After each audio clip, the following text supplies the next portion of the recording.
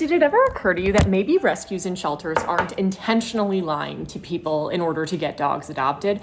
And maybe they're just giving you all the information that they have, and that information isn't all the information that there is about the dog. I see so much negative rhetoric online about shelters and rescue dogs and talking about how they're so unpredictable and they all just lie about the dogs anyways. And while I am sure that that is true, and I am sure that there are rescues and shelters out there that intentionally lie about dangerous dogs to get them out, I don't think that that's what's happening in the majority of the case. First of all, the 333 rule exists and is real. You can't even begin to start saying that you know a dog until you have had them with you in the same environment for 3 months. I have a fairly recent example of this with one of my recent foster dogs. Before I got her, the shelter cat tested her, and I was told that she was cat friendly, which I said, great, I've got 3 cats, let's bring her home. The first couple days, she did appear to be cat friendly, and then something happened around day 3 or 4 where it became very apparent that she could not be trusted with cats.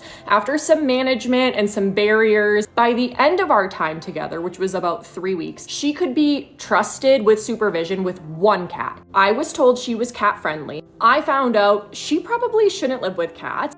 But the shelter didn't know that. They cat tested her. She was fine in that shelter situation with that cat. Once you get her into a home and she starts getting comfortable, you never know how a dog is going to act. The second thing that I see people complain about is that shelters lie about the breeds. And they say everything is a lab mix when it's actually all a pit mix. Have you ever considered that the shelters and the rescues aren't DNA testing every dog that comes in? They're getting a dog and they are looking at it and they are saying lab mix, pit mix, German Shepherd mix. They are making a guess based on what the dog looks like.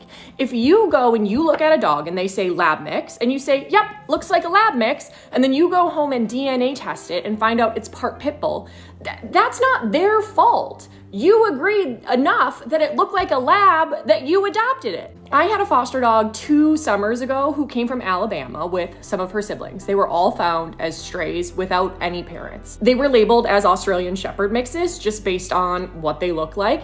And they came up to rescue and I'm like, I don't really see Australian Shepherd in her. So when a family applied to adopt her, I was like, yeah, they're saying Australian Shepherd. Like, I don't know. I'm seeing like husky. I'm not entirely sure. They said, as long as there's no pit. And I said, well, she was a stray from Alabama. There's probably some pit. They DNA tested her. She's like staffy, husky, Anatolian Shepherd, like all of these crazy dogs. Turns out they loved her regardless and they have reconsidered their views on pit bulls. But there's no way that I could know that she was whatever, because I just had a puppy in front of me that I was looking at. I also see a lot of people complaining about shelters just giving them a reactive dog. Do you think the shelter knowingly is just giving you a reactive, dangerous dog? The dogs in those shelters are probably spending 23 hours a day in their kennel run. There's not a ton of opportunity for the staff to assess whether or not that dog is reactive. Or maybe that dog was in a foster home and that foster lived in the country and they never passed anybody on their walks. And maybe they saw a dog here and there and they growled, but it was never enough to be like, yeah, this is a reactive dog. And then you adopted it and you live in the city and you see all these people and this new environment has brought out the reactivity in this dog. And nobody could have known that before because they were only working with the information that they knew. Again, yes, are there instances where rescues and shelters are intentionally lying? Probably. But I see so many people just talking down on them, acting like they're like these con people. And none of this is even considering the responsibility that falls on the adopters when adopting a rescue dog. I think anybody who is getting a dog from a shelter or a rescue should expect that there is some level of unknown, some level of extra work that you may need to do. And that is no more extra unknown or extra work than if you were to go get a dog from a backyard breeder or an unethical breeder. There is always risk when you are bringing an animal into your home, and you should be prepared to deal with that responsibility.